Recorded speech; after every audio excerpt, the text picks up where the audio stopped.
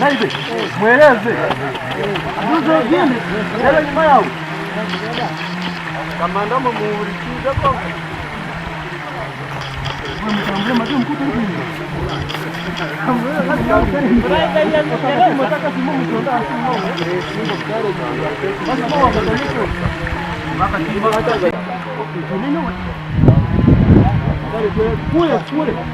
Pura. Como vamos fazer de hoje? Madam, acaba aqui.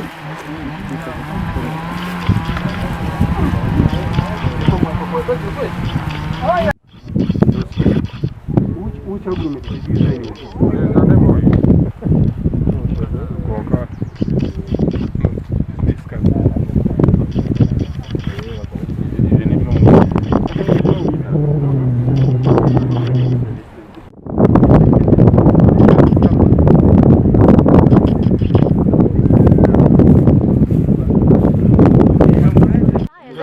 Of course you're gonna die. Where you at work? Suka.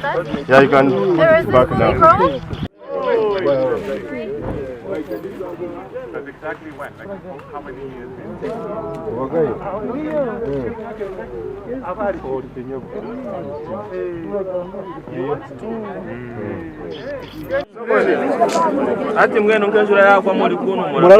Let's go, sir.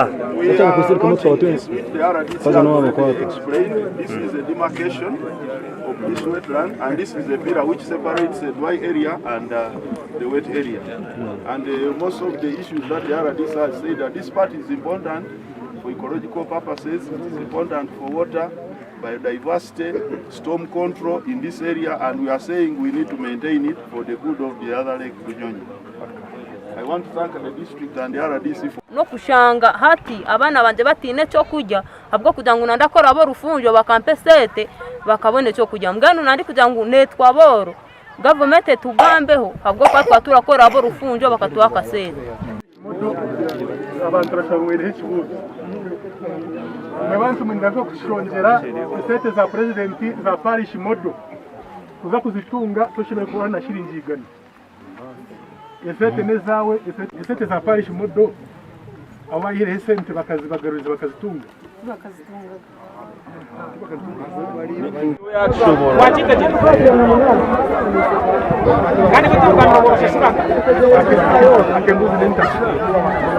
kuba ikintu cyo kwiga mu kisharara President Museveni akitera hama esira yamani okureba ngo abantu tubakahinga mu kisharara konke enshonga yakabare ejo president ayine kwata ajikwasire mpora yagira ngo abantu baje kubanza kureba cyo kubakorera batakarugero mbisharara so itkweta alternative livelihood nawe cyo ejo programu neza kurondera abantu beitu abere n'abakorera mu kisharara okureba ngo yabatungira entasya endijo kubasa kurabamu okureba ngo mwataho okureba ngo mwatunga kasente akubasa kubemereza aho nka family zanyu then of course no kureba ngo mwatunga ecyo kujya so ntubashaba eze pillars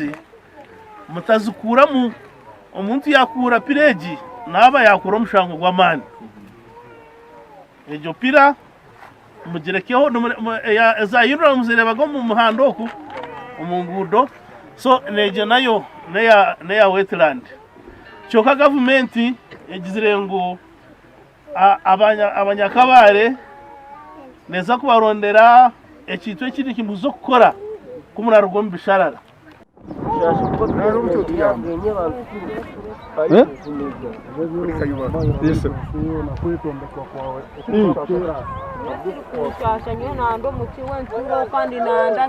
Tiwara bigambira yeri ukutabiga abantu rashamwere hichibuzo mwabantu mwendazo kushongera sete za president za parish modo tuza kuzitunga tushobora kuba na shilingi igana esete nezawe esete flag of this demarcation succeed. Like we said, this is one of the processes we go through as a ministry to ensure that we demarcate. We are going to make sure that the people who have been getting livelihoods from this wetland, we support them with an alternative source of livelihood. We shall give them some heifers, we shall give them some beehives, some goats, some sheep and some chicken. And those who can afford to look after the fish ponds, we shall give them fish fingerlings and technical know-how on how to look after the fish. We also have the plan to make sure that we restore the neighboring catchment areas, the hills you are seeing, the nearby hills, and train them in sustainable land use management and climate smart agriculture, so that the crops they have been getting from this wetland here, from this swamp, can also be got from these nearby hills, because all the hills you are seeing here are fertile, only that we have not been looking after them very well, and we have not done water and soil catchment conservation techniques. The reason why the soil has been running from these hills going to this wetland, and people have been going to these wetlands to actually follow their soil, their soils which are coming from the hills. So the conservation techniques we are going to put in place and the trainings will aid these farmers to keep getting food crops, to keep getting cash crops that they have been getting from this same wetland. Any time frame for the ultimatum? Kubaha akantu kutugoda bona kashumbusha no kuba kwata mukono teri compensation aka compensation toka abasa kumugaruriza ishabe nayo mu kisharara cyone mukamtwenda ngo twatanise tubarondere ente, tubarondere mpunu, tubarondere ntama, embuzi zo kubane batunga bari kutungira ko mu nshozi kugira ngo nabo base kugira ki babase kubona ko babaho na families zabo. Kandi ikindi nituza kutanka kubeje saje tubahe na tours zo kugira ngo imishozi tugiteremo zafanya kiri nafanya juu tutemu emikika tujyare mu runyasi tubahe n'imbibo zo kuhinga kugira ngo batandike kugira ki batandike kubaho bari kuhinga umunshozi n'imiti yo kubyara kugira ngo itaka ryabo eririnde zeke gumanira soka rikazo mu rufunjo ako mu rufunjo bene bazaga mu bakora tiri itaka ryabo eri kuremwa gakurindwa ahiguru bikashuma bikije hanuya mu rufunjo kumurukureba kandi urufunjo kumukurira abahe nyuma yanje rukaro ruhu kwatine konka babire batangire gumane barutahirira hihi baba ari kukana hanyanja kuko muri kugireba umubagoro ndere muri nyanja yareke bunyonyi ito kugeza kugira ngo turinde ereke kuba polluted, ereke kushishikara, bareke kugitokoza mbwenu. Aho kareke bunyonyi niye nyanje tuhamizi abo turikosa gono mu district ya Kabare hamwe na Rubanda na Rukiga. Kandi kindi enyanje turango tugirinde ahabo kuba ni mu kimanyangu Uganda tukasayininga ni twache bari kweta ngo Rwamaza convention.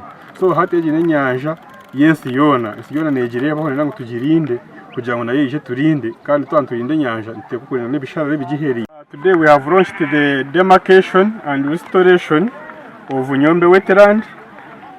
For the start, for this phase, we are going to demarcate and restore 300 hectares at a stretch of 7 kilometers per side of the wetland.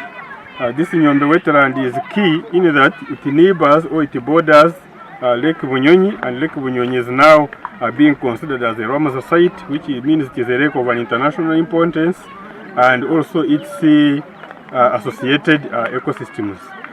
We are kugezaho kugaruza cyara icyanyombe cyabire kishikire kandi icyo cyarara kirimu stretch hata itwatarikana ka hectares 300.